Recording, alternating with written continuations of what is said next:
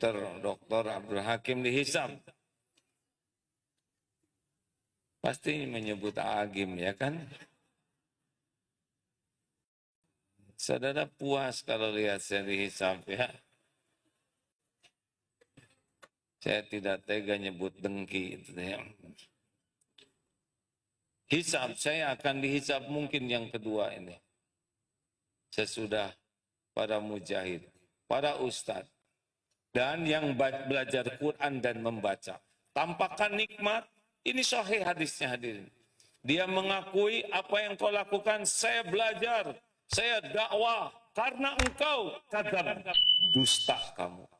Kamu belajar, agar disebut alim, agar disebut kiai, agar disebut syekh, agar disebut dai kondang, agar terkenal, agar dikagumi orang, dan sudah engkau dapatkan di dunia. Di akhirat diseret tuh. Jadi ada beberapa, na'udzubillah, yang di dunia ini sepertinya dianggap ulama, tapi termasuk barisan pertama masuk neraka, karena dia lebih sibuk, bukan kurang ilmu agamanya, tidak kurang dalilnya, tidak kurang dakwahnya pagi siang malam, yang kurang satu saja. Apanya? Hatinya. Lebih sibuk ingin cari kedudukan di hati makhluk. Ingin dihormati, diakui sebagai ulama, dai kondang. Termasuk pembaca Quran, kadzab, dusta kamu. Kamu belajar dan baca Quran ingin disebut qori, qori'ah, hafiz, hafizah, dan sudah engkau dapatkan. Orang-orang menyebutmu sebagai qori. Di akhirat ada yang hafal Quran, tahsinnya sempurna, suaranya merdu, ayatnya panjang, masuk neraka. Bukan kurang hafalannya, tapi hati. Dan yang ketiga dihisab pertama adalah dermawan. Ada yang sedekah terus. Ketika di akhirat sama diperlihatkan dan dia mengakui, saya tiap ada kesempatan sedekah, saya selalu sedekah. Saya lakukan karena engkau, kadzab, dusta kamu. Kamu sedekah ingin disebut dermawan. Dan orang-orang menyebutmu dermawan. Di akhirat, diseret, tertelungkup, masuk neraka. Tidak kurang amalnya, tidak kurang ilmunya, yang kurang adalah hati. Hati baik-baik, hati jelek-jelek. Tapi ada orang yang badannya baik, hatinya busuk. Yang tadi, bahayanya hati itu. Dia beramal. Contoh sholat kita barusan. Badan sholat kan?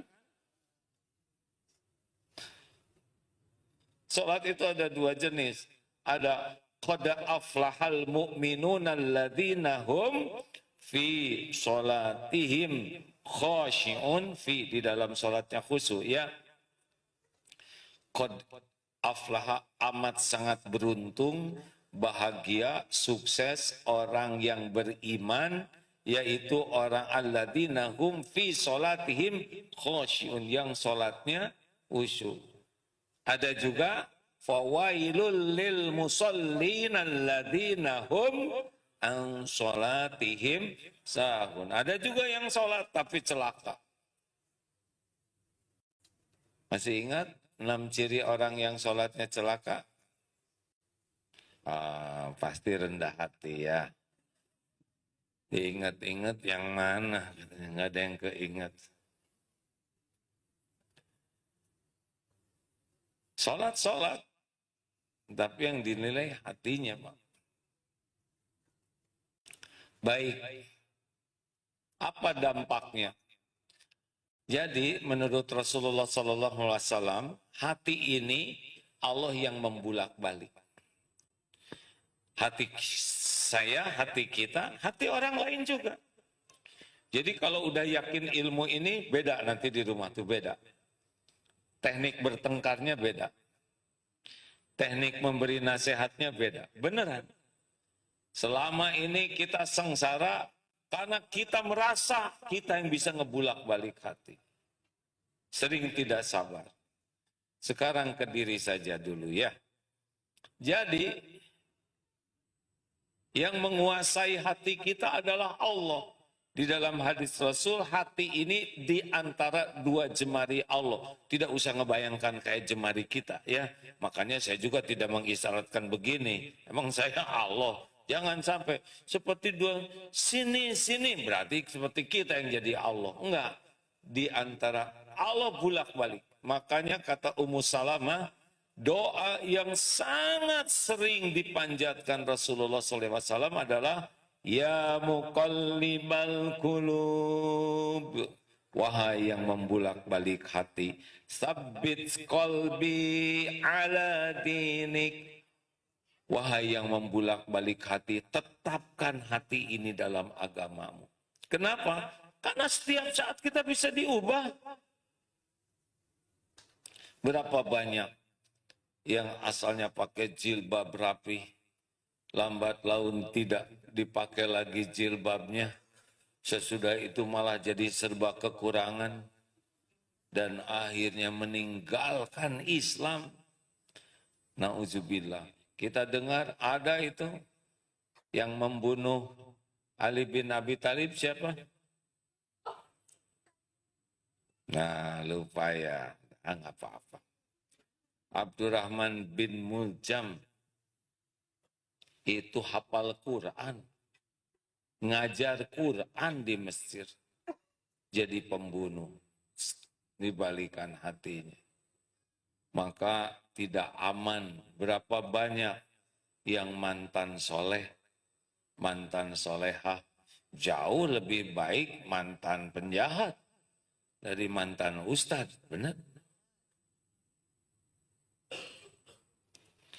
Dan sebaliknya, berapa banyak yang kelihatannya, ini nggak ada harapan, tiba-tiba lebih soleh dari kita. Saya tidak mengatakan saya sudah baik, tapi waktu reuni, teman-teman ada yang bicara begini, aduh maaf ya, nggak nyangka katanya bakal jadi kiai.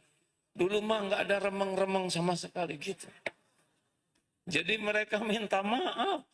Sebab dulu sering ngejailin saya. Baru sadar sekarang takut kualat.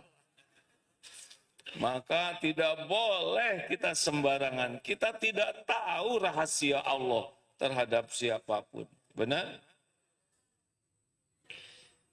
Nah, dakwah seperti ini.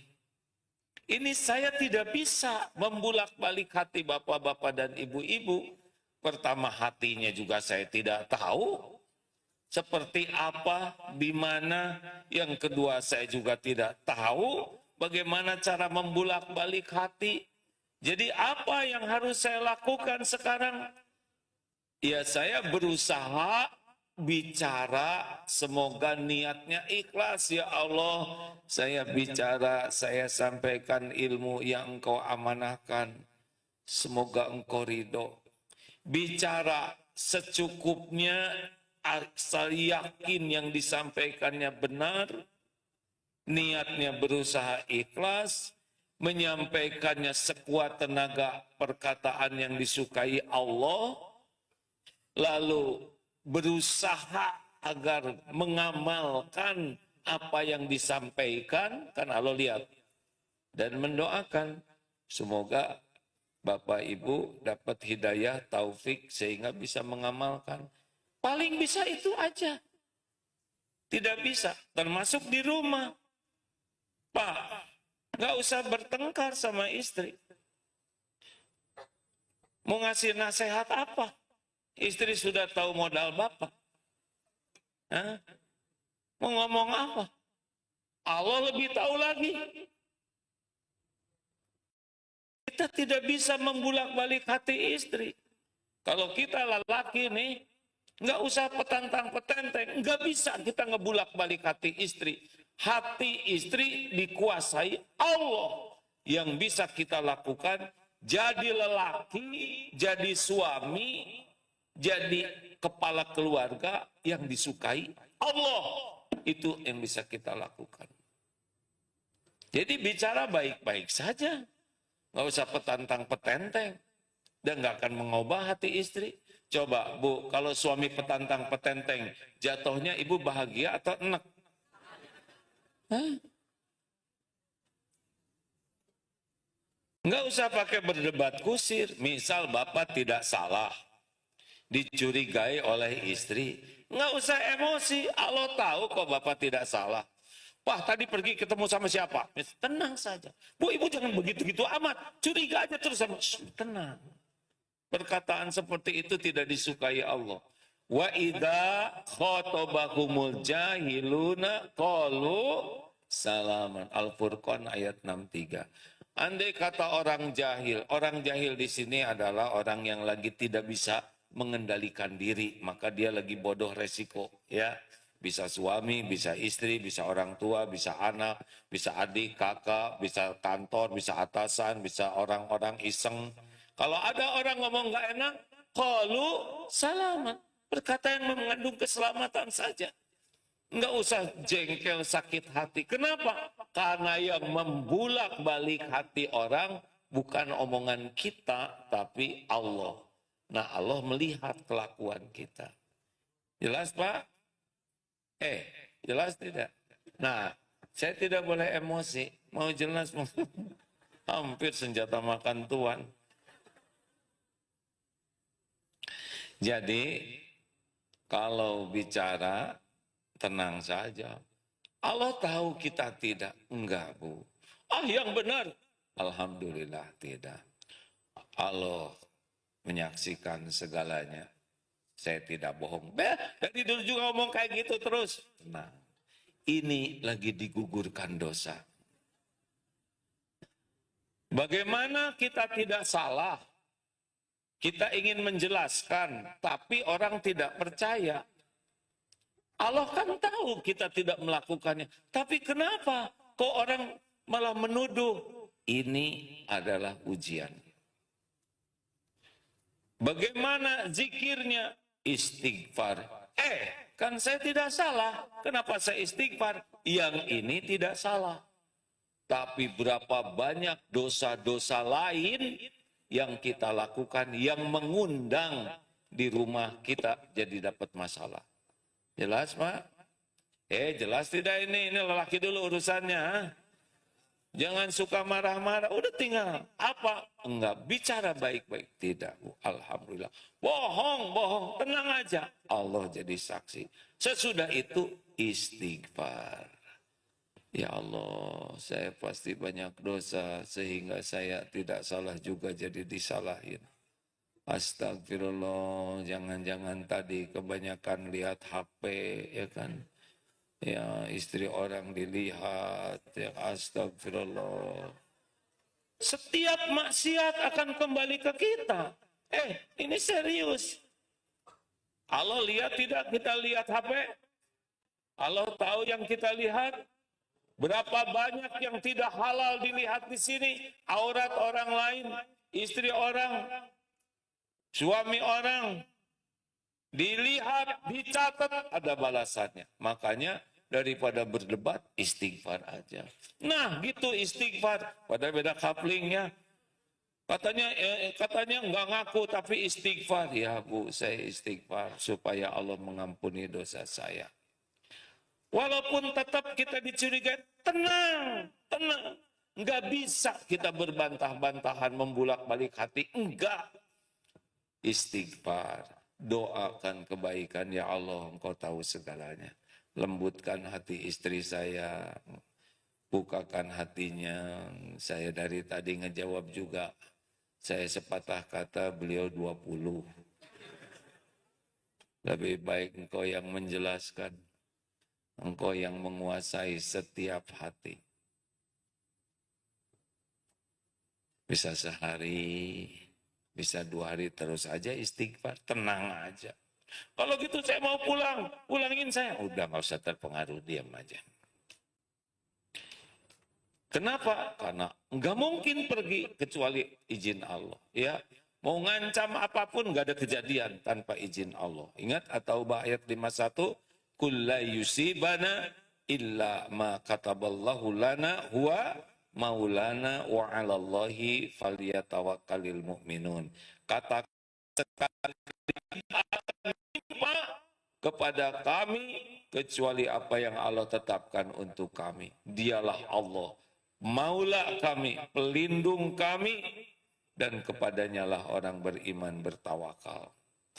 Tenang, ada Allah. Ya, sama di kantor, di masyarakat, mungkin nanti na'udzubillah ya, kita dapat fitnah, atau apa yang kita enggak lakukan, atau memang dilakukan, tapi disangkanya lebih besar dari yang kita lakukan, itu akan ada seperti itu. Akan ada, ya. Akan ada orang yang berprasangka buruk, akan ada orang yang berbuat buruk, berkata buruk. Tenang. Ya, karena enggak tenang juga. Alhamdulillah. Jelas?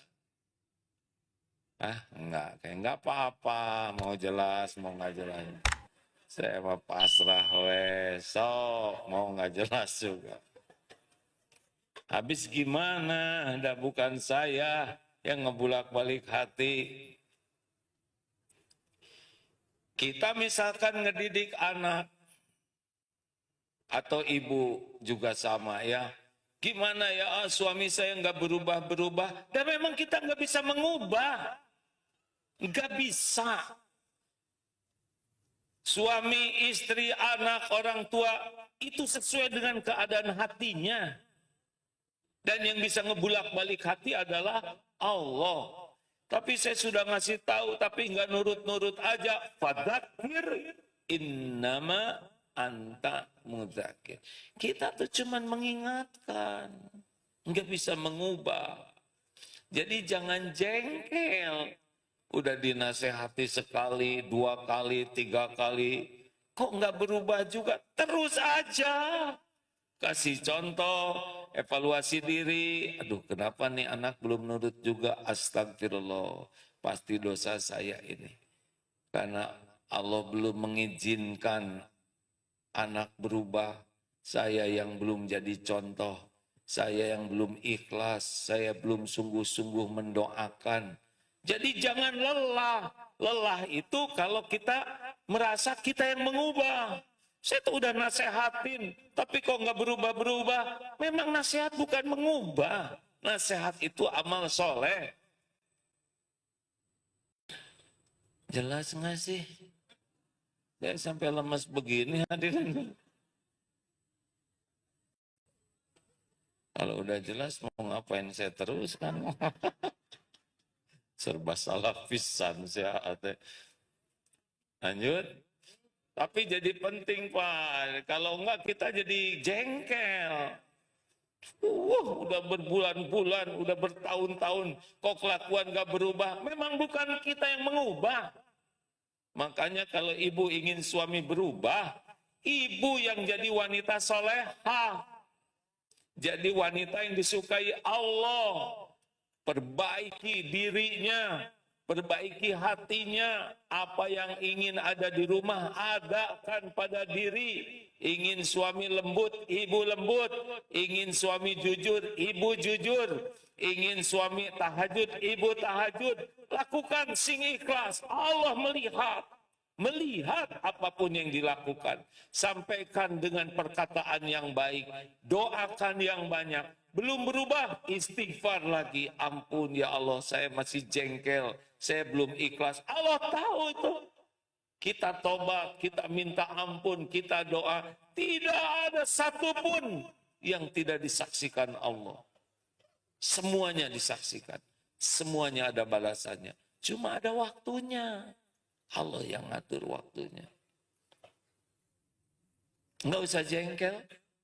Semuanya ada pahalanya kok. Ini ada seorang, ini kisah ini ceritanya populer nih tentang seorang bapak-bapak ya, ada keluarga punya anak 2 anak baik sekali akhlaknya tuh. Soleh ini anaknya tuh, pinter, akhlaknya baik, hafal Quran.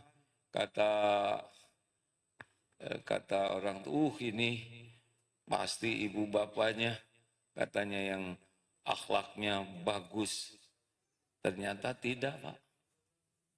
Ternyata syariatnya ini buah dari kesabaran suaminya terhadap akhlak istrinya yang kurang baik. Beneran, Pak. Jadi suami ini dititipi istri yang aduh kata-katanya tuh nyelekit. Komen-komennya tuh nyugak. Pertanyaannya nyepet.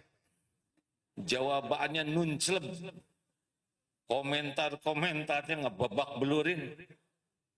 Nyaris katanya, tapi suami ini luar biasa sabar. Karena merasa, ya ini takdir yang Allah berikan kepada saya.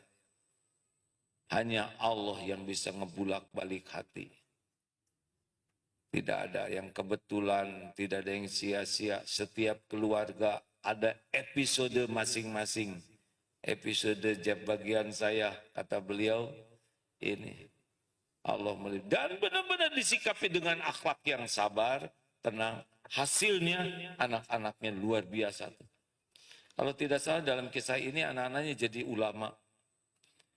Ya tidak, saya tidak nyukurin si emaknya kayak gitu ya. Tapi bagi bapak yang istrinya tidak seganas itu, ya syukurilah. Oh ini kisah nyata yang saya ceritakan, ulama yang berceritanya juga orang yang amanah. Saya juga mengenal seseorang yang ujiannya tuh datang dari istrinya. Tapi beliau sabar, sabar. Karena Allah melihat semua dan ini yakinlah.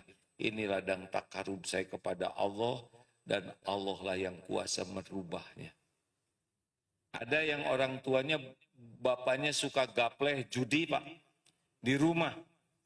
Anak nggak bisa nasehatin. Tapi anak ini, bapaknya di ruang tengah gapleh sampai malam. Anak ini di kamar baca surat Al-Baqarah terus.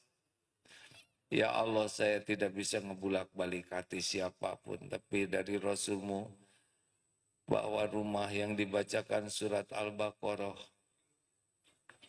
jin tidak masuk, setan lari, sihir tidak mempan. Berhenti tuh di rumah si bapak, gaplehnya. Tuh kan, suudzon. Kenapa sih harus disebut pindah ke rumah orang lain? Ha? Kayaknya ada kepuasan gitu kalau gagal teh. Tinggal diam aja. Oh alhamdulillah. Ini berhenti di rumah, berarti di rumah orang lain. Husnuzon. Jadi tadinya mau saya lanjutkan, jadi enggak ada udah. Astagfirullah. Jadi tidak usah berlebihan dalam memberi nasihat itu. Tidak usah dengan nada-nada yang Allah tidak suka. Apalagi marah-marah, bertengkar. Dilarang kita bertengkar, berbantah-bantahan. Walaupun kita benar, hindari perdebatan itu. Kenapa?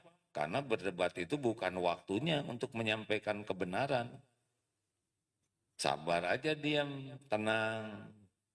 Nanti kalau sudah tenang, bicara baik-baik. Karena yang membuat hati berubah adalah Allah.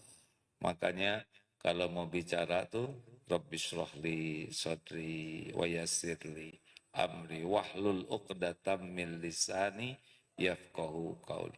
Termasuk ke anak. Anak beda-beda karakternya.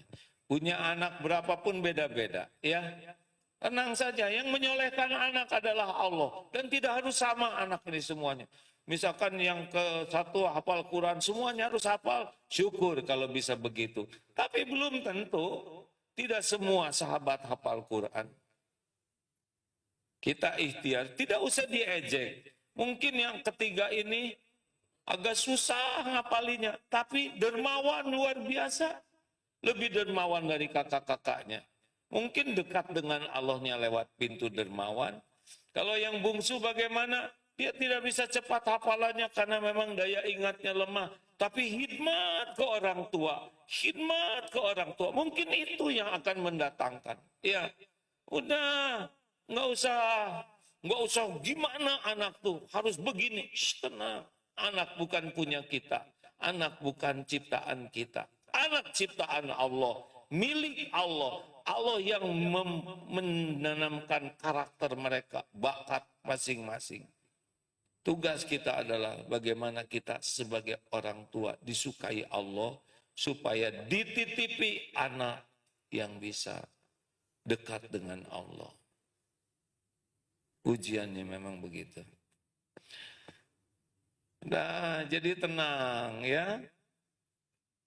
Nggak usah jengkel. Jengkel tuh karena kita merasa orang tua harus berubah sesuai dengan keinginan kita dengan waktunya. Enggak, belum tentu. Ya. Halo? Tenang saja. Jadi bawaannya apa? Tobat. Pokoknya gini teman-teman, setiap ada kepahitan bentuk apapun, ingat Asy-Syura ayat 30. Wa ma asobakum min musibatin fabima kasabat aydikum wa ya'fu an katsir. Musibah apapun yang menimpamu, mulai dari yang kecil-kecil, gelisah, sakit kepala, nggak enak hati, ada celetak-celetuk yang nggak enak, urusan ini, atau kita kena penyakit ini, semuanya itu muaranya adalah dosa. Jadi kalau ibu tidak punya salah, terus suami marah-marah, udah istighfar. Emang ngebela lelaki terus istighfar, Bu. Baru juga diajarin.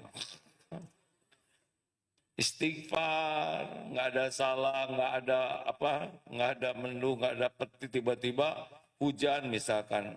Ya udah, nggak enak sampai ke rumah, udah capek misalkan. Terus ada masalah di rumah, udah nggak usah rewel, istighfar. Astagfirullah, ya Allah. Ini semua terjadi pasti karena dosa saya. Mana dosanya? Banyak dosa kita. Banyak sekali, dari mulai mau bangun tidur nggak bersyukur, mau makan ngomel, bukannya bersyukur dikasih makanan. Ini makanannya ini terus, bosen banget sih. Allah, padahal Allah yang nyiapin makanan. Semua rezeki dari Allah. Udah gitu nggak berterima kasih. Hei bibi, kamu udah makan ini, kok tahu tinggal separoh. Padahal dimakan oleh istrinya, ya enggak? Ngomel-ngomel, belum lihat HP, belum di jalan ngomel, belum tidak menghargai. Ada lagi orang minta-minta, ngasih enggak, malah diledek. Banyak, tiap waktu berpeluang jadi dosa, dan setiap dosa bakal balik kepada kita. In ahsantum li anfusikum wa in asatum falaha. Ini penting sekali ini. Kita biasanya kalau ada yang nggak enak tuh sibuk nyalahkan orang lain, sibuk cari kambing hitam. Padahal the super black kambing, aduh dari dulu nggak apa sih kambing bahasa Inggrisnya? God. Terserahlah, kita nggak usah bertengkar, bebas. Yang kita tuh nggak bisa evaluasi diri. Pada semua dari mulai nggak enak apapun ya. Atau kunci nggak ada. Aduh, kunci di mana? Ini udah mepet mau pergi. Hei, kunci di mana? Kenapa nggak istighfar? Dia yang nyimpan. Mau pergi, tiba-tiba celana robek. Ini dasar celana lapuk. Kenapa? Istighfar. Astagfirullah, ya Allah. Dan Allah tahu kita istighfar terus. Ada orang minta-minta, kelihatan sekali ya, betul-betul perlu gitu. Tidak mencurigakan. Tapi hati deh, pasti di kampungnya udah punya rumah. Sok tahu yang kalau pelit mah pelit aja. Kasih aja lah. Ya. Makanya maaf ya Bu, Pak. Hati-hati ngobrol, lihat video, lihat medsos, itu keluar komentar-komentar.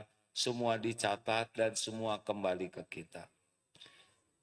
Jangan sampai kita merasa bahwa kepahitan itu buah dari perbuatan orang.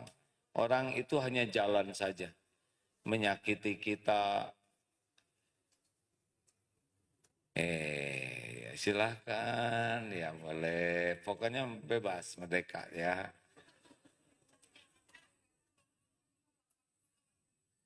Mau kemana? Mojokerto. Oh, ini yang itikaf. Mau pulang sekarang. Oh, kulo ngaturaken matur suwun sangat tinggi. Sama niko pesawatnya. Nah, ini dicatat nih. Selamat jalan Bu, fi amanillah. Luar biasa, ada berapa ini grup ini? Apa sih? PMK, Pendidikan Masa Keemasan.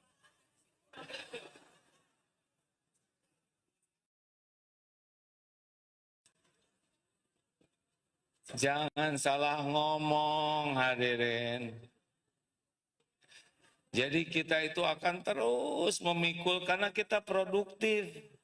Astagfirullahaladzim. Suatu saat ini guru laporan di sekolah. Tadi ada tamu, oh ya. Tadinya mau ketemu tapi nggak jadi. Ya siapa? Itu tamunya udah tua, pada tua-tua. Oh gitu. Sekira usia berapa ya? Sekitar 60-an. Pengen nonjok. Saya 63 ya.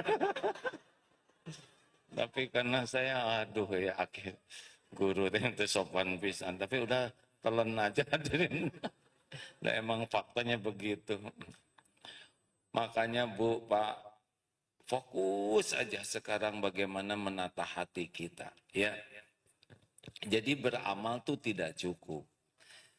Bahkan ya dalam ini sedang duduk begini ini hati tuh main. Lihat kerudung yang di depan. Kerudung kayak gini dipakai model apa? Jangan-jangan ini sarung bantal. Cet, langsung. Yang depan sih nggak dengar. Halo, dengar tidak? Lihat ke depan, kalau singletnya bolong. Ngomel, hati itu bekerja terus dia tuh. Merendahkan aja, ini apa nih kayak gini wajah kita. Kayaknya nggak mandi orang ini. Terus gimana? Datang, ada yang mau kenanya bagus, mau dipakai rendah kayak gitu. Kotor, hati-hati ya. Hati itu bergerak terus akan menilai orang. Bagaimana caranya supaya bersih? Husnuzon, jangan-jangan yang di hadapan saya ini lebih mulia di sisi Allah daripada saya.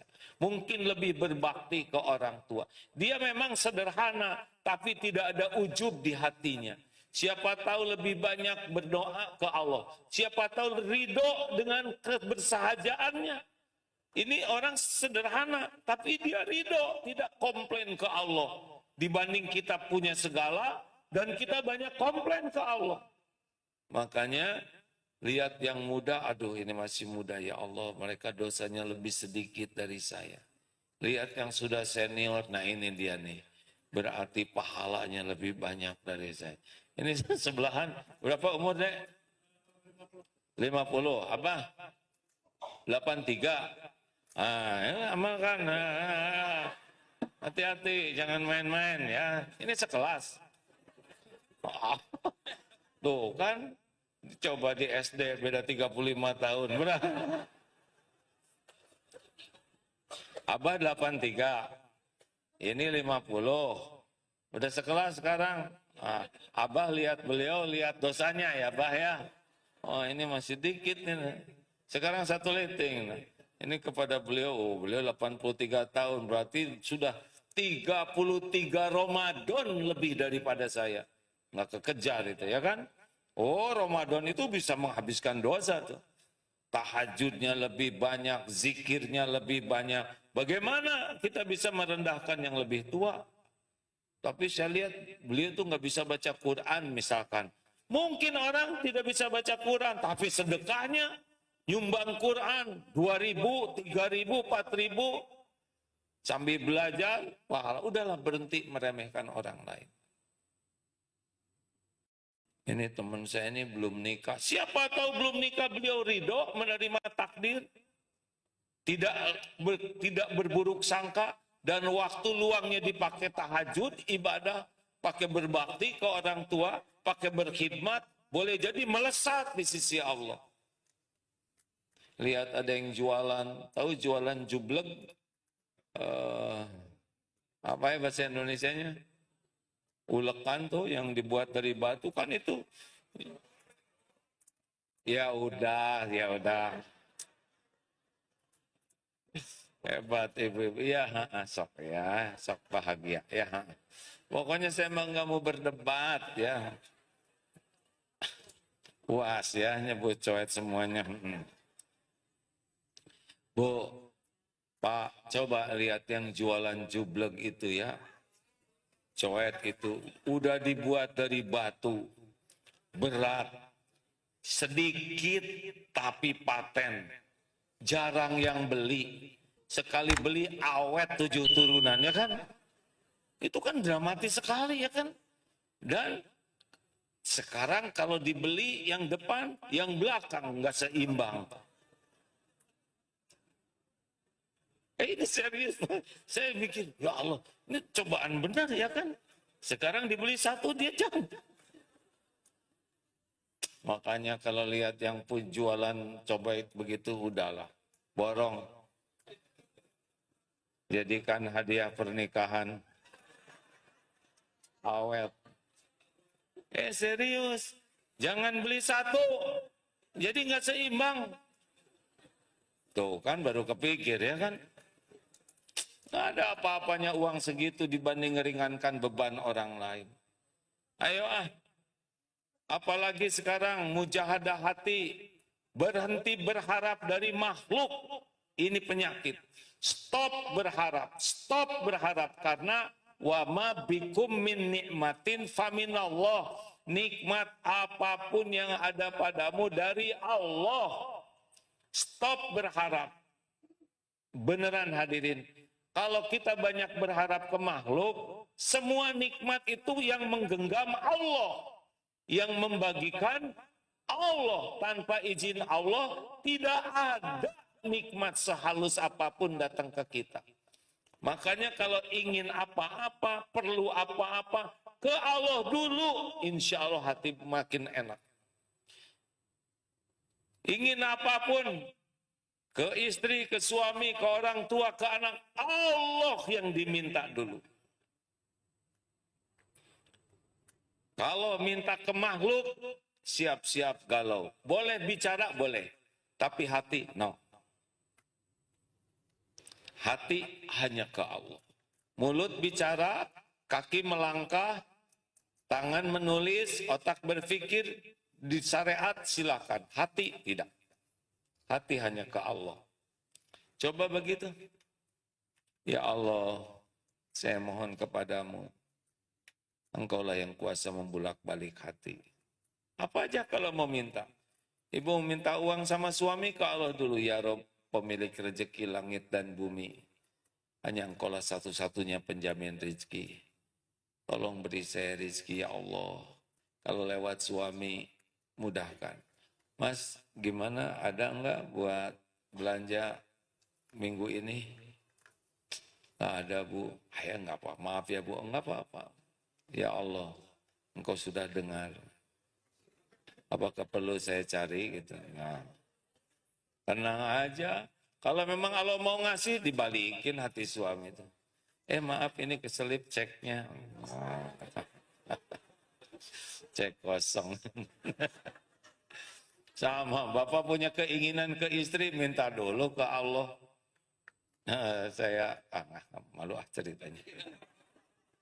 Ada teman, gimana katanya istri saya sekarang makin senior tuh ibadahnya tuh hanya mau baca Quran aja, bukan ada ibadah yang lainnya.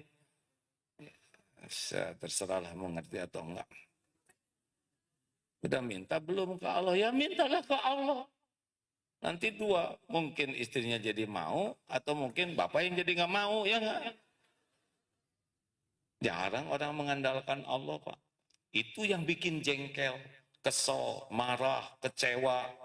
Karena kita lebih berharap ke makhluk. Kalau udah nggak harap ke makhluk, Allah aja. Karena semua makhluk ciptaan Allah. Semua makhluk dibulak-balik hatinya oleh Allah. Nggak mungkin, ini semua sekarang janji. Saya janji mau ngasih berapalah 1 butir kurma. Allah nggak menghendaki, nggak kejadian, nggak akan. Ini semua janji sekarang. Saya akan celakakan, sok ngomong apapun. Nggak akan kena celaka tanpa izin Allah. Lah saya kan milik Allah, ciptaan Allah. Ini semua milik Allah. Nggak mungkin jatuh sehelai rambut pun tanpa izin pemiliknya. Nggak mungkin ini luka tanpa pemiliknya. Nggak bisa saya mati kecuali dengan izin pemiliknya. Sama semuanya juga begitu. Makanya berlindung ke Allah. Berharap ke Allah. Semuanya ada dalam kekuasaan Allah. Nikmat, musibah, tidak ada yang bisa terjadi illa biiznillah. Ini yang harus dijaga terus ya. Berhenti pengen dipuji orang.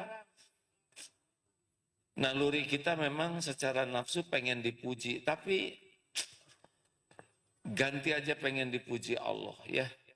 Kalau dipuji orang, udah nggak ada apa-apanya. Weh, sepatu kamu bagus, beliin dong. Malah jadi masalah ya kan. Itu HP-nya keren banget. Sini buat saya aja, jadi nggak enak. Bu, Ibu, wanita tuh ya, enggak, ngomong-ngomongin wanita. Ada masa-masanya. Masa sampai waktu tertentu, lalu makin menua, tapi berusaha ingin kelihatan muda. Ini yang agak berat nih, ya.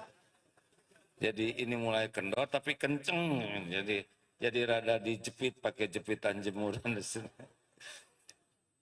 Ini perjuangan sama lelaki juga menua, tapi pengen kelihatan muda. Ini masa derita nih. Kalau dulu muda mah rada nyeplos, yang sekarang udah bukan makomnya, tapi rada memaksakan diri. Tapi sampai suatu titik di mana udah nggak bisa diapa-apain lagi, nah itu udah merdeka ya nggak? Misalkan udah dijepit pakai jepitan jemuran, lepas lagi, ya udah sok lah. Nah itu merdeka. Ada masa katanya ingin kelihatan langsing, tahan napas terus ya, lama-lama capek. Nah,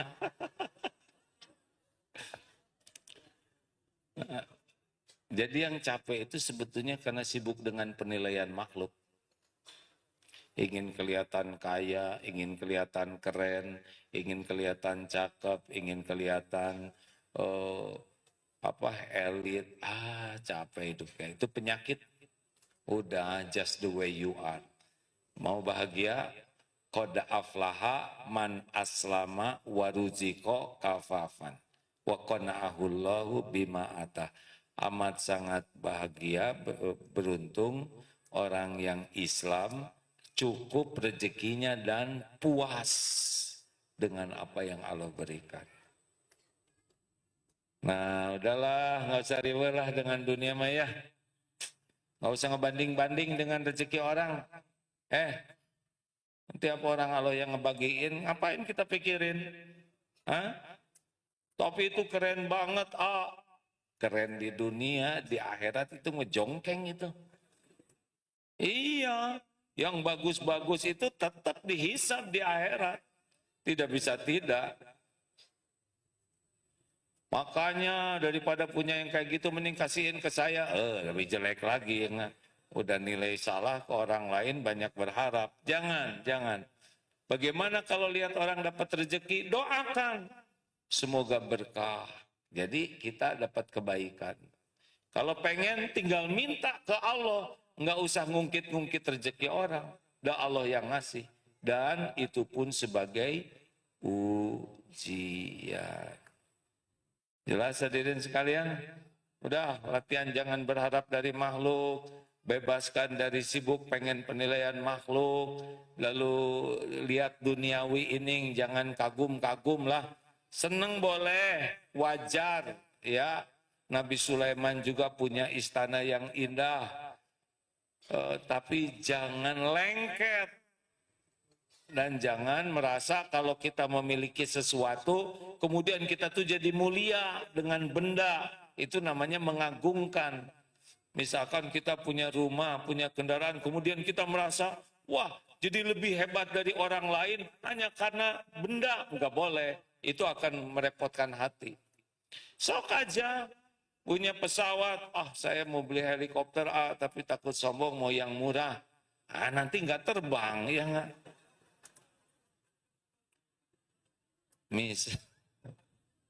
Misal di pesantren karena misalkan helikopter 18 20 miliar wajar lah ya.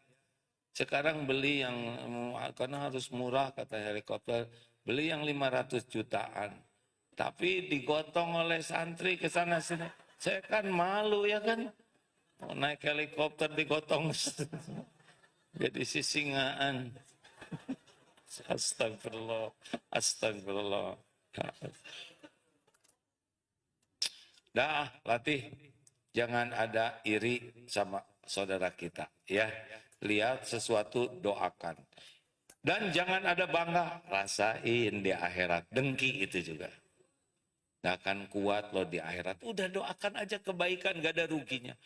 Masalahnya gini, ini teman saya pinjam uang. Dia kalau ditagih lebih galak dari saya. Malah kemarin dia ngomong gini, waktu kemarin saya punya duit, kamu nggak nagih. Sekarang saya nggak punya duit, nagih. Yang bener aja. Ayo, gimana? Sakit hati jangan. Bersyukurlah kita bagian yang meminjamkan, bukan yang bagian pinjam. Menderita hadirin.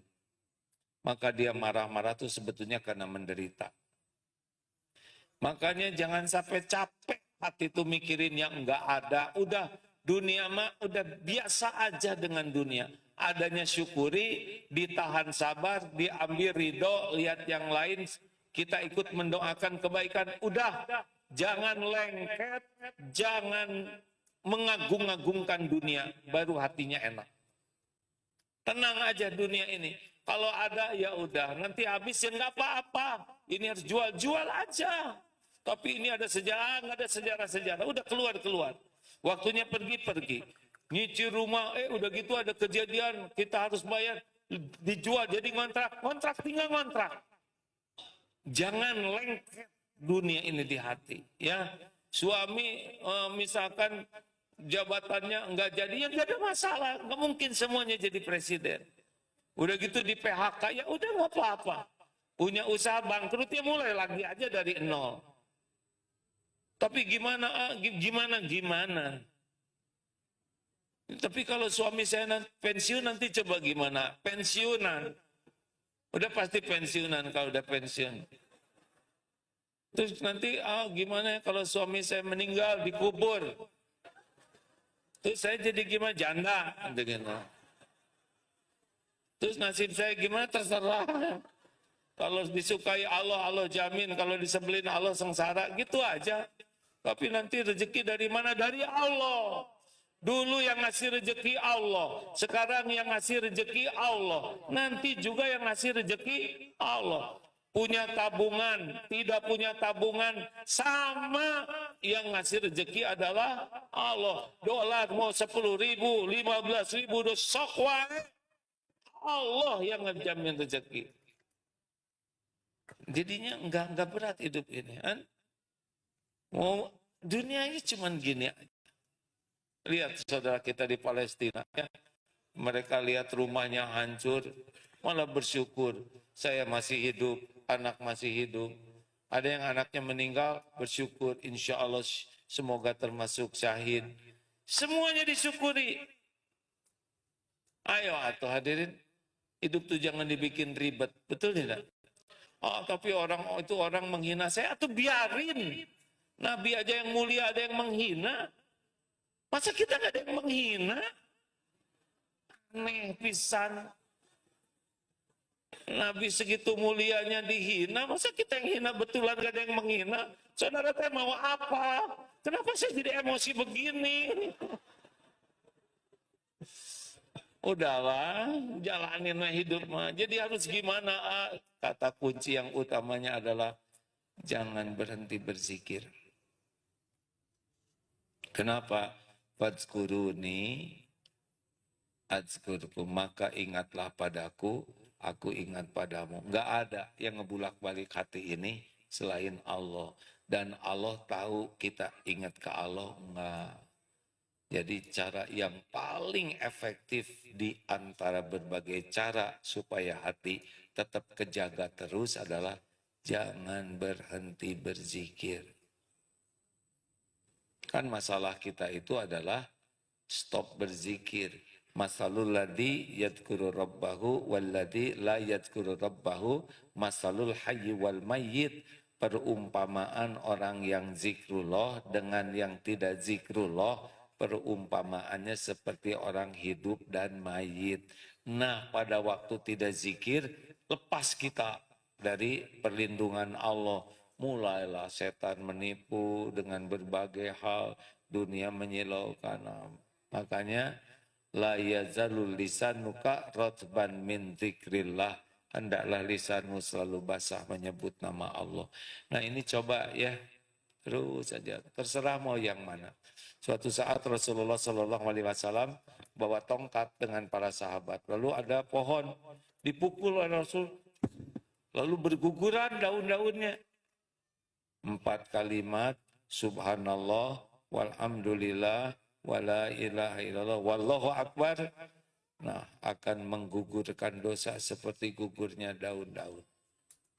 Sekarang lagi musim jogging, ya. Sepeda kurang laku nih sekarang. Saya tidak curhat toko sepeda kurang laku, hadirin yang. Pada pindah sekarang katanya yang lebih mudah. Jalan kaki, bagus. Tapi kalau jalan kaki, jogging, pakai legging kayak gitu, dia jadi dosa, yang lihat ikut dosa. Mama dengerin ini, saya penting sekali sebab tadi saya jalan kaki, lihat juga yang. Tidak sedikit sekarang wanita berjilbab lari.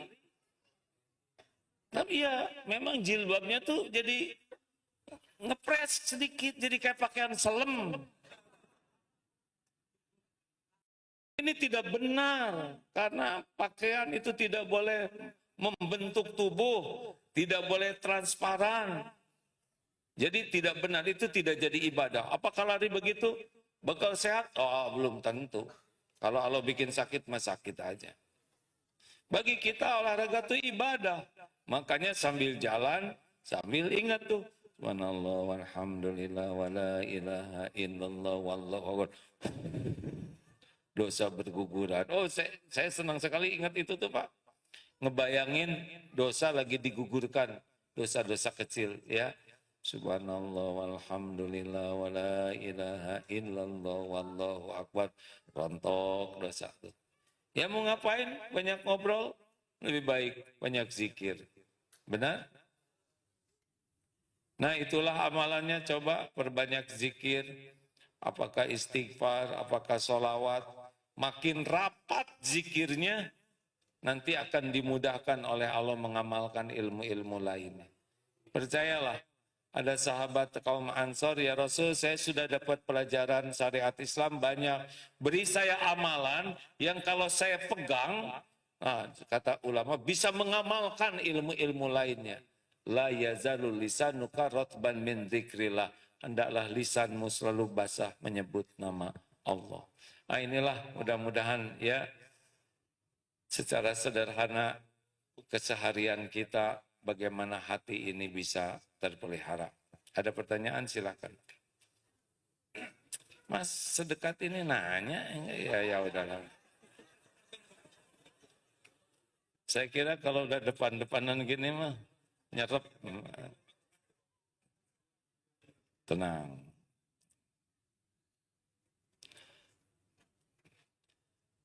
Petugas sound system siap, selalu fokus ya.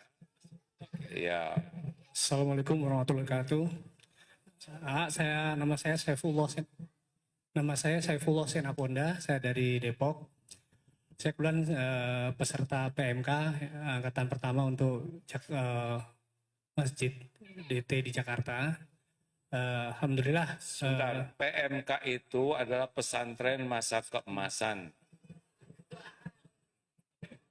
Setiap celetak-celetuk dicatat, ada balasannya. Bukan ketuaan, Bu, kekolotan. Sama ini juga. Alhamdulillah setelah 25 tahun lebih saya sempat berinteraksi dengan pesantren DT di Gegerkalo. Saya dipertemukan kembali menjadi peserta PMK ini. Saya banyak mendapat pelajaran berharga dari materi yang disampaikan para guru ustadz, bagaimana kembali untuk belajar dari dasar tentang hablum minallah. Dan juga tadi hari ini saya mendapat tausiah dari AA lagi, langsung tadi ada hablum minanas dan hablum minal maluki. Nah, ada satu pertanyaan yang berhubungan dengan ketika 2 hari lalu saya nyetatus keikut perusahaan saya, di foto di belakang banner acara ini ada manajemen kolbu, ada DT-nya, terus ada saya captionkan bagaimana untuk menjadi husnul khotimah. Ada satu pertanyaan saya, kebetulan ada hubungannya dengan tadi tausiah AA dan 2 bendera yang ada di belakang AA. Jadi ada teman yang mengomentari saya dari yang kebetulan sekarang dia bertugas di Peacekeeping Force di tempatnya sekarang lagi di Oyo-Oyo sama Zionis Israel. Jadi pertanyaannya, Mengenai manajemen kolbu. Ada hubungan dari doa yang ya mukul basbuk sabi kolbi ala dini. Ada hubungan dengan itu. Jadi teman ini tadi bilang tadi tausiah ada 3 golongan yang secara waktu berurutan dihisapnya. Yang pertama adalah syuhada. Semua orang tentu ingin meninggal menjadi syahid. Pertanyaannya, teman ini setelah membaca status saya, dia bertanya kepada saya, ya mungkin dia tahu pertanyaan ini akan amanah yang mungkin saya akan tanyakan ke AA. jadi apa Ini pertanyaannya? pertanyaannya adalah, dia ingin menjadi syuhada. Oh iya. Tapi kalau dia melakukan itu, dia akan menjadi desertir untuk, ini kan bertugas atas nama bangsa dan PBB. Kalau dia mendahulukan kolbunya, niat hatinya untuk menjadi, dia tanya apa yang, dia curhat saya, apa yang harus saya lakukan. Saya hanya bisa jawab doa tadi. Saya nggak bisa jawab, doa, bacalah doa itu. Lah pas tadi beberapa kali menyinggung masalah manajemen kolbu dan itu. Kira-kira jawaban apa kalau bisa saya sampaikan? Agak berat. Ya itu pertanyaan, dia menanyakan apa yang harus saya lakukan ketika saya harus membela agama saya. Dia ingin masuk surga juga dengan tadi mungkin dia menjadi syuhada. Jadi pertanyaan, saya harus jawab apa ke teman saya itu? Yang tadi aja jawabannya. Yang itu tadi? Ya. Ada yang lain nggak jawabannya? Ah itu aja. No. Baik. Saya sekuat tenaga harus sabar ya kan. Karena tidak semua orang jadi penceramah, betul tidak? Ada yang ingin menyampaikan tapi saking semangatnya. Jadi intinya apa pertanyaannya? Bagaimana supaya bisa jadi syuhada? Jadi syuhada kalau dia melakukan itu pelanggaran. Oh iya, mau jadi syuhada ya tidak harus mati di medan perang semuanya. Syahid itu kan banyak. Beramal bisa karena Allah, bisa karena nafsu ya. Kalau saya sarankan sih istiqomah saja di jalan yang dipenuhi. Doa minta syahid silahkan. Kalau jadi petugas yang ikhlas itu juga sudah menjadi jalan. Tidak rumit kok mendekat ke Allah tuh karena Allahnya juga maha dekat. Penting hatinya bersih gitu. Gitulah. Karena yang berjumpa dengan Allah yauma la yanfa'u malu wala banun illa man atallaha biqalbin salim. Asy-Syu'ara ayat berapa deh? 8. Mana ini bagian ngapalin? Ingat hari tiada manfaat harta dan anak-anakmu kecuali yang berjumpa Allah dengan kolbun salim. Kalau saran saya sekarang jadi petugas-petugas saja ya. Nanti kalau memang takdirnya ada ke sana ngalir. Apa yang sedang dijalani lakukan dengan sangat baik, sing ikhlas karena pindahnya kita dari satu titik ke titik lain juga kalau ikhlas Allah yang memindahkan. Dalilnya apa? Surat Al-Ankabut 69, walladzina jahadu fina lanahdiyannahum subulana. Dan orang-orang yang mencari keridhaan Allah sungguh-sungguh, Allah benar-benar menunjukkan jalan-jalannya. Jadi kita pindah dari satu makom ke makom lain, kalau kitanya ikhlas, di sini makomnya ikhlas, nanti Allah yang memindahkan. Gitu. Karena bisa nafsu ya. Wah, saya pengen cepat-cepat hafal Quran. Kalau menurut saya sih, mending tiap huruf yang dibaca diterima oleh Allah. Karena cepat-cepat hafal disebut hafiz belum tentu siap kitanya.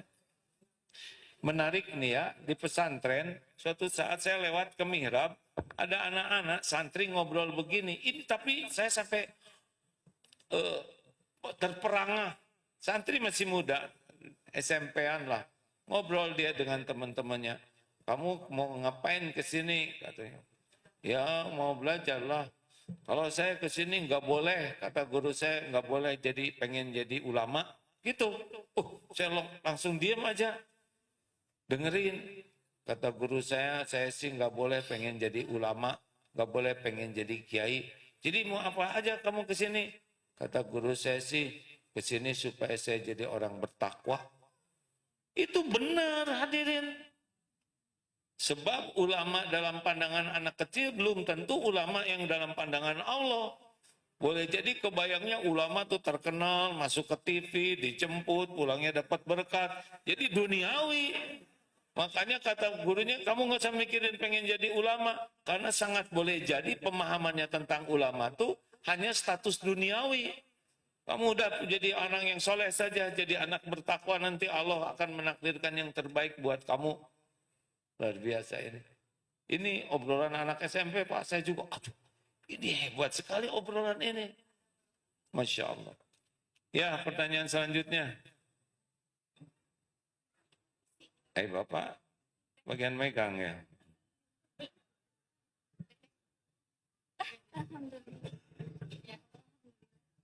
Assalamualaikum warahmatullahi wabarakatuh. Waalaikumsalam warahmatullahi wabarakatuh. Ini yang saya mau tanyakan itu justru agak beda ya.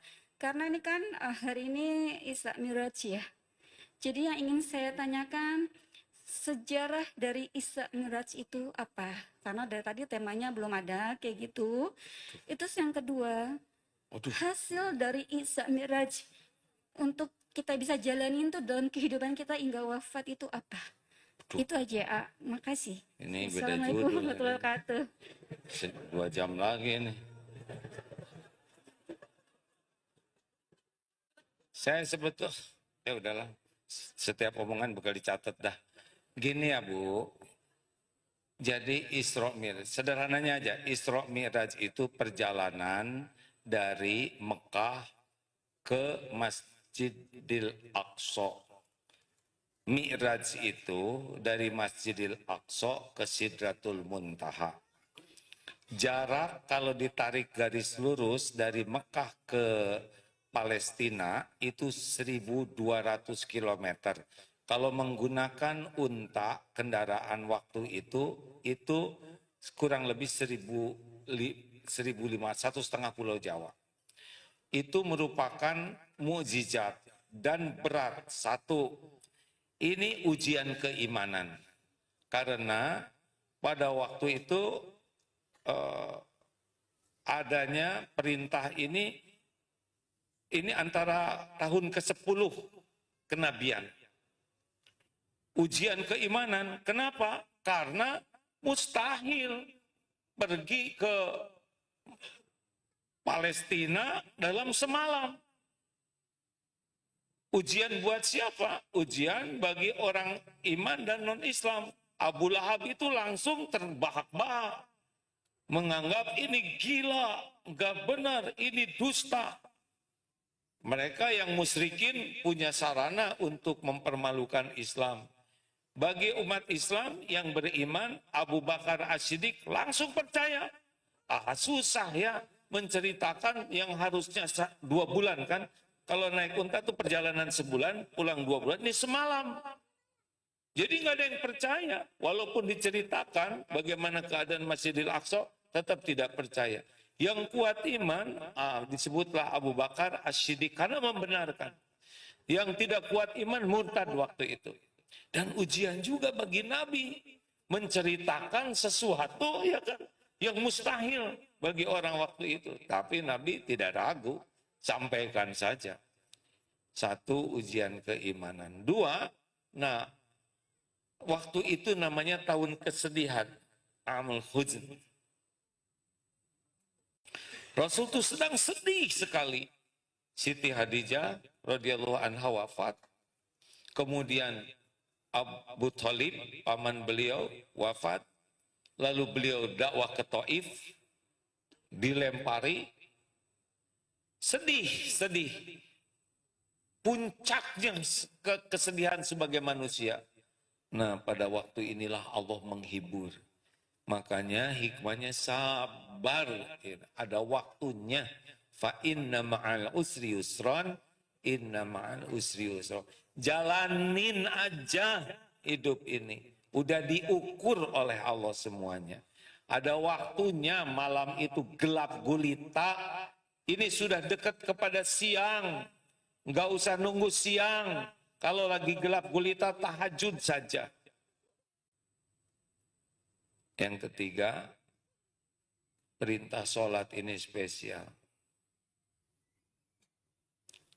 Saya harus sabar ya, saya tidak saum. Harus sabar. Semua rezeki ada waktunya ya. Jangan minta-minta ke makhluk, bikin kecewa. Dah. Ternyata di sana udah lihat dari tadi, aduh, ini panitia husnuzon saya saum ya, tapi saya harus ngaku. Bismillahirrahmanirrahim. Segalanya ada waktunya. Udah reret, nanti kok nggak ada yang sadar begini. Alhamdulillah. Alhamdulillah. Salat itu perintah spesial. Saum, zakat, haji, itu lewat malaikat Jibril. Kecuali salat. Makanya orang Islam itu kehidupannya sangat tergantung kualitas salatnya. Kalau salatnya bagus, kehidupannya bagus. Diberbagus oleh Allah. Bagus ini bukan bagus dalam bentuk duniawi ya, tapi diberikan hayatan thayyibah. Kemudian salat ini mi'rajnya umat Islam. Jadi kalau kita ingin merasakan kedekatan dengan Allah, ya salat ini. Karena salat itu zikir yang paling lengkap. Dalam wudhu, menghadap kiblat, takbir, tahmid, tahlil, tasbih, ada sholawat, ada doa yang lengkap, diapit 2 sujud, ada ruku, ini lengkap. Makanya mi'rajnya umat Islam yang beriman itu sholat. Dan sholat tidak ada uzurnya yang membuat bisa meninggalkan sholat. Tidak bisa berdiri, duduk. Tidak bisa duduk, berbaring. Tidak bisa bergerak, isyarat. Perang juga sholat. Sholat itu pembeda umat Islam dengan yang non-Islam. Dan sholatlah wasta'inu bisabri wassalah. Sholat menjadi jalan ketenangan, keberkahan, pembuka pertolongan Allah, pencegah dari perbuatan keji dan mungkar. Inna sholata tanha anil fahsya'i wal munkar. Makanya hadiah yang paling nikmat dari Isra Mi'raj adalah sholat. Tahu sholat itu tidak datang di awal dakwah loh. Awal dakwah Rasulullah tuh fokusnya ke hati. Hati tauhid. kenali Allah, yakin ke Allah, ikhlas. Sholat itu baru 2 tahun, 18 bulan sebelum hijrah. Sebagian ulama mengatakan demikian. Jadi sebelumnya sholatnya itu tahajud, pagi, subuh, dan sore. Ya, baru keluar 5 itu, sebelumnya terus hati supaya ikhlas. Makanya kalau ada orang baru masuk Islam, gak usah segala dipaksakan. Nama harus ganti, jenggot harus tumbuh. Nggak mau, harus tumbuh. Nggak bisa, saya kan wanita. Oh ya, nggak usah ya.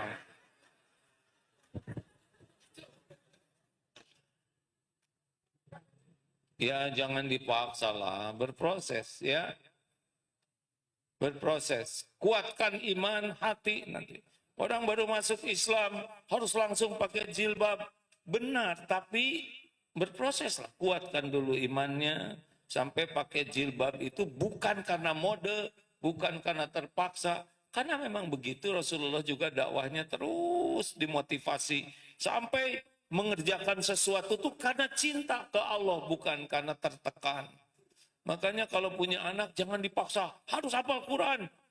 Nanti anak jadi depresi karena tugas baca Quran terus. Buat anak tuh cinta ke Quran tuh. Dan tiap anak beda-beda. Ibunya aja nggak hafal ya nggak? Ya dong nak, kamu nanti bawakan ibu mahkota. Terus kata anak, atau ibu bawa sendiri. Enak aja kita nyuruh anak bawa mahkota buat kita. Kita nggak bawa mahkota buat orang tua kita. Kayak baru kepikir. Ya kan kalau anak-anak muda hafalnya kalau orang tua. Kata siapa Pak? Ini saya punya teman, bapaknya umurnya 94 tahun. Setiap bulan 6 kali khatam Quran. Tidak pakai kacamata. 94 tahun masih jalan ke masjid. Tidak pikun. Oleh Allah dibuat mudah. Belum hafal Quran, tapi kalau orang baca Quran ada yang salah, beliau tahu. Ya tuh 6 kali berarti berapa hari sekali sih? 5 hari sekali ya? Terserah lah, pokoknya gitu aja. Terakhir. Bismillahirrahmanirrahim. Assalamualaikum warahmatullahi wabarakatuh. Yang ngacung siapa? Yang bicara Waalaikumsalam warahmatullahi wabarakatuh. Alhamdulillah kesempatan hari ini saya ketemu langsung dengan Agim. Belum pernah seumur saya. Belum pernah. Dari mana Ibu? Saya dari Pasar Minggu. Oh, dari pasar. Alhamdulillah. Dari Pasar Minggu. Karena mungkin dinas tidak pernah langsung, tapi selalu saya download apapun itu tentang yang Agim ceramahkan. Saya download, saya dengar. Pertanyaan saya tentang menata hati. Tadi sudah saya dengarkan, bila kita terzolimi, kita kan tadi introspeksi diri, terus beristighfar dengan dosa-dosa kita, mendoakan orang yang menzolimi kita. Tapi di situ ada sabar, Agim. Ada sabar. Sabar itu bukan diam di tempat. Ada usaha menjelaskan sesuatu, mengutarakan pendapat. Nah, cara kita sebagai muslim untuk menjelaskan tadi, kan kata Agim tadi, biarkan Allah yang membolak-balikan hati. Kita nggak akan bisa. Tetapi di situ ada kata sabar. Sabar itu kita bergerak. Bergerak untuk menjelaskan apa yang membuat dia zolim ke kita itu tadi.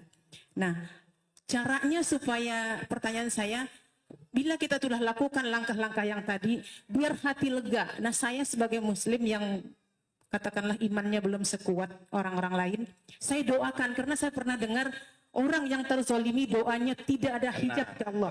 Tenang Bu, tenang. Ya, saya mengerti ya, Ibu tidak ada hijab. posisi berat ya. Nah, setelah saya baca itu, saya doakan pertamanya mendapat hidayah, supaya dia berbuat baik kepada yang dizolimi tadi ya, atau saya lah yang dizolimi gitu. Nah, ketika tidak juga dijelaskan, enggak juga, saya doakan supaya dia mendapatkan azab dari Allah dari perbuatannya.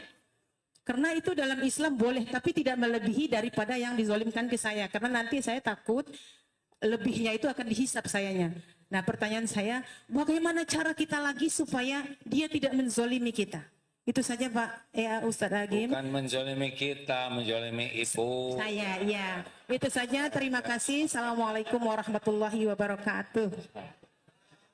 Aduh, ibu jauh-jauh dari pasar ke sini. Puas ibu ya. Jadi pertanyaannya apa, Bu? Saya dicatat ini aksi ngeganggu terus bapaknya.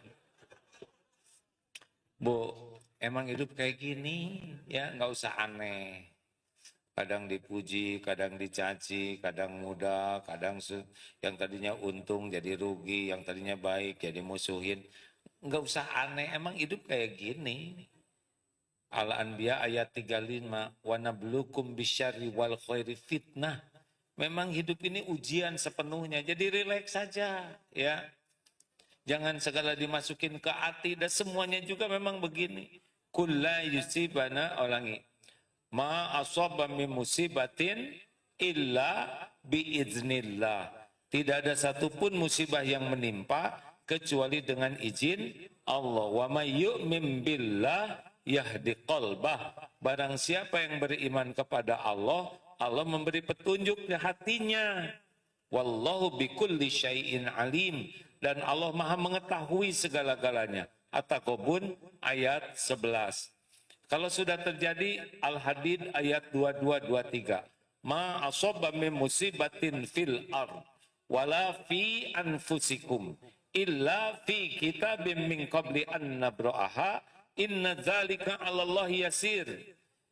Tiada satupun musibah yang menimpa di bumi ini, gempa, kebakaran, tsunami, perang, dan juga pada dirimu, ketipu, difitnah, nggak apalah penyakit, apalah segala kejadian, kecuali sudah tertulis di Lauh Mahfuz. Sebelum kami mewujudkannya, sebelum Allah mewujudkannya, inna dzalika 'alallahi yasir. Dan yang demikian itu sesungguhnya mudah bagi Allah. Likaila ta'sau 'ala ma fatakum, agar kalian tidak terlalu bete, bersedih dengan yang luput, dengan yang nggak cocok kayak tadi itu gitu. Dan jangan terlalu gembira kalau Allah ngasih sesuatu, syukur harus. Tapi menjadi wah hebat anak saya, shh, diam, itu memang udah garisnya gitu. Sesungguhnya Allah tidak menyukai orang yang sombong lagi membangga-banggakan diri. Emang begitu ujiannya, Bu. Ibu harus lulus. Jadi goal ibu tuh bukan dia ngembaliin uang, tapi kita lulus menghadapi ujian ini. Bicara aja baik-baik, jelaskan baik-baik, ya, sebagai amal soleh kita. Belum tentu ngerti juga dia dijelasinnya kan. Jangan marah-marah, jangan dendam, mau ngapain? Lihat takwa, ciri orang takwa. Alladzina yunfikuna fis sarra'i wad dharra wal kadhiminal ghaidha, menahan amarah. Wal 'afina 'anil nas, memaafkan orang-orang. Wallahu yuhibbul muhsinin, dan Allah mencintai orang yang berbuat kebaikan. Tuh, kalau ada apa-apa pegang, karena kita inginnya jadi takwa. Jadi semua ujian itu membuat kita jadi pemarah? Tidak. Semua ujian itu membuat kita jadi pemaaf? Tidak. Goal itu adalah lulus jadi orang yang disukai Allah. Perkara dia ngembaliin atau enggak, itu mah bukan yang terpenting. Ya, gitu ya. Ada masalah di keluarga, goalnya adalah ibu jadi ibu yang disukai Allah. Bukan anak langsung jadi soleh, suami langsung jadi jinak, yang di rumah mengeong terus. Sama saya juga banyak urusan, pikiran saya harus lulus. Ya, ketika dipuji, dicaci, ada, tiada, sehat, sakit, mudah, susah, goalnya lulus. Apa lulusnya? Makin takwa, makin yakin ke Allah, makin patuh. Kita nggak bisa menyelesaikan masalah. Nah, kita mah suka kekuh gitu ya. Harusnya kekuhnya kita makin dekat ke Allah. Iman makin kuat, amal makin meningkat. Itulah sebetulnya goalnya. Kalau solusi ya Allah yang kapan menang, kapan kalah. Perang Badar menang, Uhud kalah dulu, ya gitu Allah aja. Gitu ya Bu, tenang, tenang. Aduh, saya sampai tegang tadi ya. Oh, di lantai 3 ada juga orang? Oh, penuh. Oh, terima kasih. Saya lihat kemana dong? Oh, ke kamera. Di aula juga penuh. Masya Allah. Alhamdulillah. Hari pekan kedua yang biasa Istiqlal, kita pindah Istiqlal ke Pondok Indah ya. Hah? Masjid Pondok Indah meni happy ah.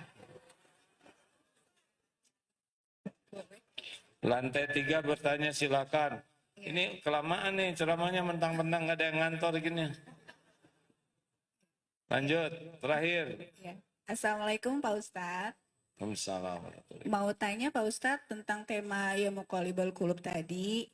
Pertanyaannya Pak Ustadz, kalau kita sholat sehari-hari, hajat atau tahajud, ya Muqallibal Qulub itu boleh nggak sih dibaca pada saat sujud terakhir atau saat setelah sholat atau doa? Terima kasih Pak Ustadz. Sujud terakhir atau sujud yang lainnya ditambah dengan doa boleh. Yang jangan tuh baca Quran waktu sujud. Iya, baca Quran pada waktu berdiri. Tapi waktu sujud memang disunahkannya berdoa.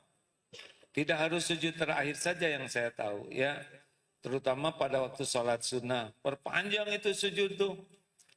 Allahumma ya muqallibal qulub tsabbit qalbi ala dinik wal iman. Gimana kalau doanya Rabbana zalamna anfusana, itu kan Quran. Kita tidak niat baca Quran tapi niat berdoa. Jadi perpanjang sujud itu Rabbik firli wali walidayya warhamhuma kama rabbayani shaghira ya arhamar rahimin irhamna. Perpanjang sujud itu dengan doa karena itu saat paling dekat kita dengan Allah. Makanya tahajud itu ya dinikmati betul. Cuma kalau tahajud itu di 15 menit sebelum azan sebaiknya tidak sholat semuanya, tapi gunakan untuk istighfar. Karena itulah saat luar biasa ampunan Allah di penghujung malam. Jadi tahajudnya sampailah 1/4 jam sebelum adzan, nah itu udah ampun, buka dosa tuh ya, dosa ke orang tua, dosa sampai bisa nangis. Wah kalau udah nangis itu udah Masya Allah. Jangan lupa baca surat Al-Baqarah di rumah ya. Insya Allah yang banyak suasana rumah nggak enak, baca itu banyak jin mungkin ya. Nanti kalau dibacakan jin pergi. Pokoknya setan menyingkir, jin tidak akan masuk, sihir tidak mempan. Coba. Saya sudah nyoba ngasih tahu ke teman-teman dan yang mengamalkannya. Ada, aduh baru juga saya tamat. Langsung dia dapat rumah. Ada yang ngasih pinjam uang. Terus gimana nanti nyicilnya ya? Ayo Al-Baqarah lagi. Beneran, ada yang rumah nggak susah sekali cari laku tuh ya. Baru juga selesai beliau 2 minggu tuh, harusnya kalau bisa paling telat 3 hari lah ya, 1 kali tamatan. Yang bagus kita coba aja tiap hari ya, karena berkah Al-Baqarah tuh. Yang belum punya jodoh, yang belum punya anak, dengan istiqomah ikhlas ya, bahkan ada saya dari Australia itu mendengar cancer stadium 3 atau stadium 4, udah nggak mau di kemo, udah baca kata gurunya Al-Baqarah aja. Sampai beliau hafal surat Al-Baqarah ibu-ibu. Dan Allah yang maha kuasa atas segala-galanya mudah saja ngilangin cancernya itu. Ya setiap orang beda-beda, yang penting sih ikhlas bacanya. Ya, niatkan setiap huruf yang dibaca membuat kita makin disukai Allah. Udah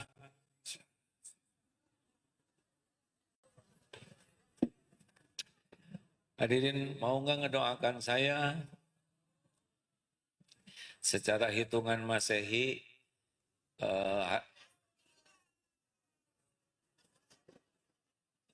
apa?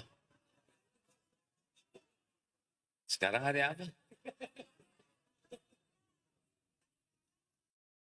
Oh, nggak usah kayak gitu tuh, jadi kayak anak SD. Saya mah perlu doa. Gimana gitu ya, usia 63 tahun tuh. Ini saya 63 hari Rabu besok. Enggak ada perayaan, tidak ada. Oh, kayak anak kecil aja. Perayaan kematian apa yang tapi saya ingin didoakan ya. Doakan supaya apa yang paling penting satu, pengen diampuni Allah itu. Rasanya ini ya kalau saya sering ingat kubur gitu ya. Misalkan saya meninggal sebentar lagi. Kalau ingat kubur, alhamdulillah kuburan udah disiapin tempatnya. Suka saya juga ke sana sepekan sekali. Suka ngebayangin gitu. Saya nanti kalau di dalam kubur ini. Wah teman saya itu ya. Yang mana gitu teman saya sholat, asa jarang khusyuk. Quran masih sedikit, sedekah. Asa sedih gitu. Aduh gimana nanti kubur saya gelap. Suka sedih gitu ya. Makanya jadi semangat lah gitu. Kalau lagi berat, capek, mau tahajud. Emang masih ada berapa malam lagi bisa tahajud ya. Siapa tahu ini bekal pulang. Kalau lagi berat, capek mau nggak baca Quran. Nanti gimana yang cahaya di kubur apa? Nah, ingat mati itu ternyata membuat kita sayang menyia-nyiakan waktu tuh. Tidak harus 63 ya, apakah 50?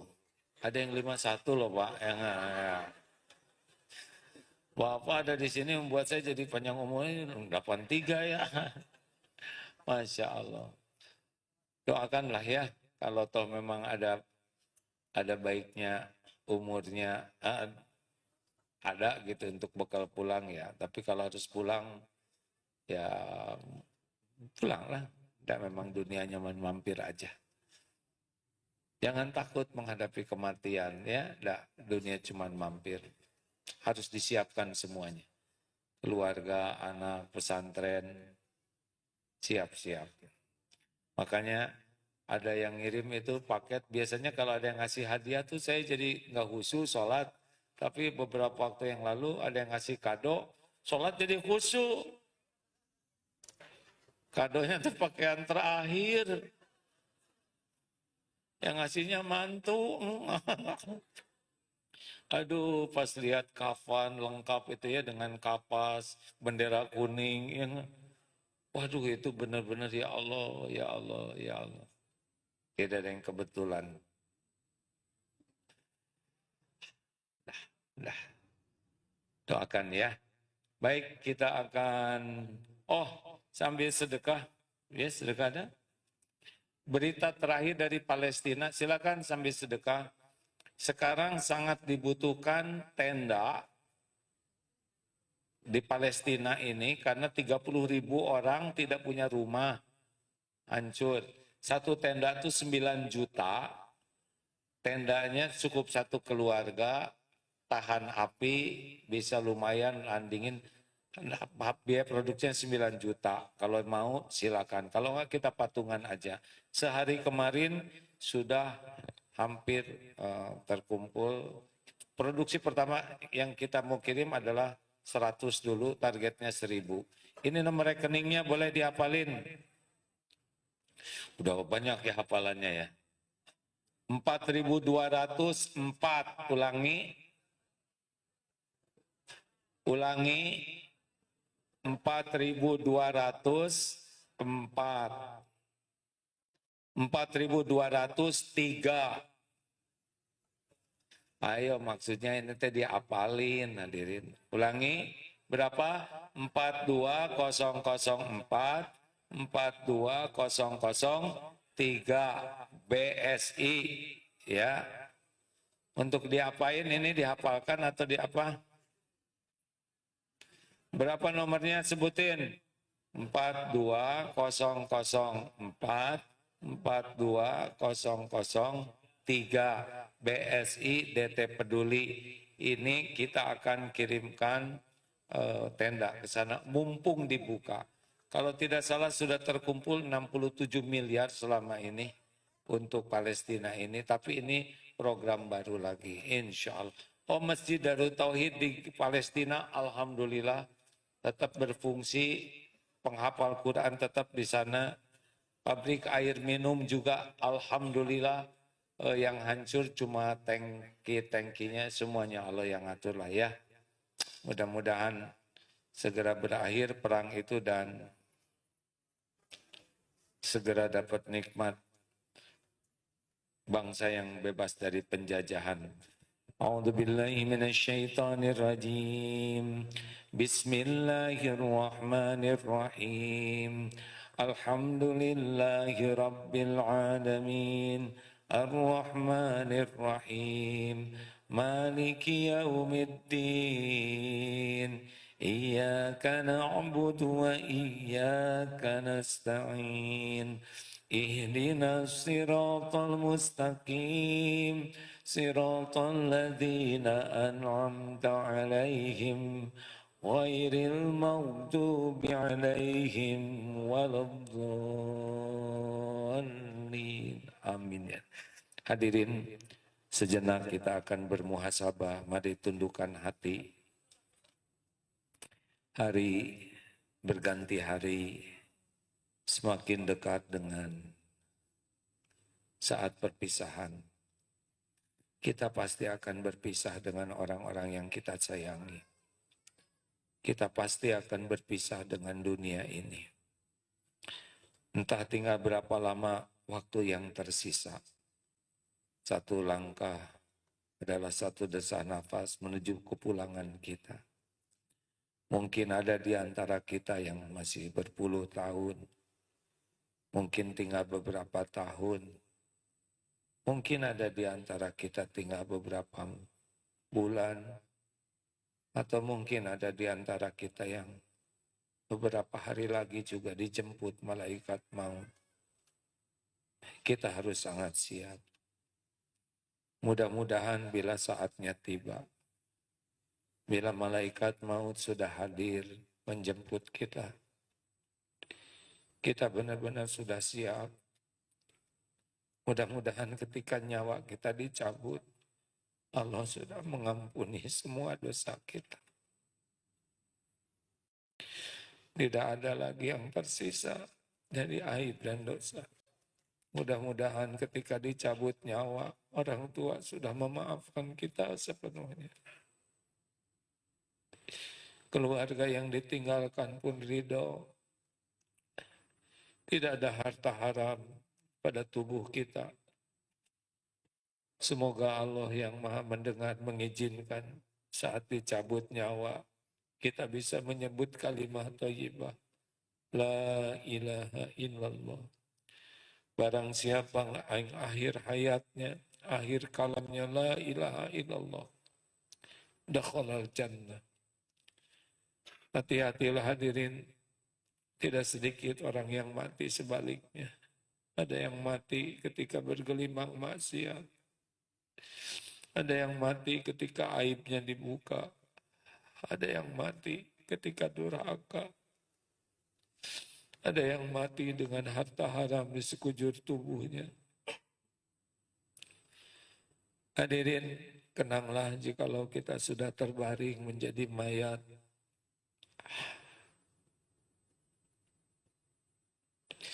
Kita jarang membayangkan tubuh ini kaku. Kalau sudah terbujur kaku, tidak ada lagi amal yang bisa kita lakukan. Kening tidak akan lagi bisa bersujud. Tidak ada lagi nikmatnya tahajud. Kalau sudah mati, tidak ada lagi nikmatnya memperpanjang sujud. Tidak ada lagi nikmatnya menikmati Al-Quran. Mulut sudah terkatup, tidak akan lagi menyebut nama Allah. Tidak ada lagi nikmatnya munajat. Tangan sudah kaku, tidak akan lagi bisa sedekah, menolong orang, membelai. Kaki tidak akan lagi bisa melangkah ke masjid seperti ini. Tidak ada lagi nikmatnya datang ke majelis ilmu. Semuanya sudah berakhir. Semua kesempatan beramal sudah berakhir. Mudah-mudahan yang mengurus jenazah kita orang-orang yang tahu ilmu dan ikhlas. Mudah-mudahan anak-anak kita bisa menyolatkan kita dengan benar. Kenanglah saat kita dibungkus kafan, disolatkan. Oh, semoga Allah mendatangkan sebanyak-banyak orang yang ikhlas menyolatkan jenazah kita. Kenanglah saat kita diusung dari rumah, dari masjid menuju pekuburan. Tidak ada yang dibawa. Harta yang mati-matian siang malam kita kumpulkan. Tidak ada yang ikut selain kain kafan. Kenanglah saat kita dimasukkan ke liang lahat. Dimiringkan ke kiblat. Tanah mulai menimbun sesudah papan ditutup di sekitar tubuh kita. Makin lama gelap sendiri. Sampai tanah penuh dipasang di atas kubur kita nisan atas nama kita. Kita jarang membayangkan ada nisan pakai nama kita. Tidak lama orang-orang yang melayat pun akan pulang. Mungkin tinggal orang-orang yang kita sayangi. Yang bertahan beberapa waktu di atas kubur kita. Tapi tidak lama pasti mereka pulang semuanya. Tinggallah kita. Demi Allah kita sendiri.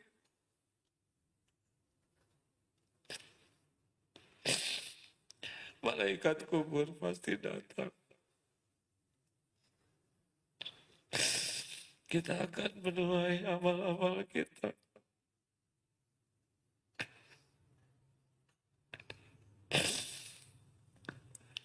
Mana yang jadi teman di kubur kita?